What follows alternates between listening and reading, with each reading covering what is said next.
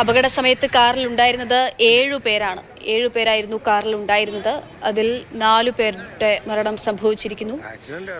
ഇനി 3 പേർ, അതിൽ ഒരാളുടെ നില ഗുരുതരമാണ്. 2 പേരുടെ ആരോഗ്യാവസ്ഥ എങ്ങനെയെന്നുള്ള വിവരവും നമുക്ക് അറിയില്ല. എന്തായാലും ഒരാളുടെ നില ഗുരുതരമാണെന്നുള്ള വിവരം ലഭ്യമാകുന്നു. 3 പേരുടെ നില ഗുരുതരമാണ്. 4 പേരുടെ മരണം സംഭവിച്ചിരിക്കുന്നു. 3 പേരുടെ നില ഇപ്പോൾ ഇതാ 5 പേരുടെ മരണം സംഭവിച്ചിരിക്കുന്നു എന്നുള്ള വിവരം കൂടി നമുക്ക് പ്രേക്ഷകരുമായി പങ്കുവയ്ക്കേണ്ടി വരികയാണ്. തീർത്തും വേദനിപ്പിക്കുന്നതാണ്.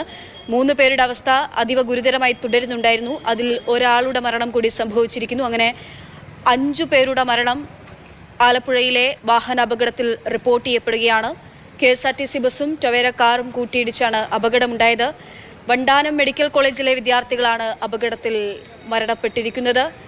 ഇവർ ഭക്ഷണം കഴിച്ച് ഹോട്ടലിൽ നിന്നും പുറത്തേക്ക് ഇറങ്ങുന്നതിനിടയിൽ, വാഹനത്തിൽ പുറത്തേക്ക് റോഡിലേക്ക് ഇറങ്ങുന്നതിനിടയിലാണ് ഈ അപകടമുണ്ടായത്. വാഹനങ്ങൾ രാത്രിയിൽ നല്ല വേഗതയിൽ തന്നെ സഞ്ചരിക്കുന്ന റോഡാണ്.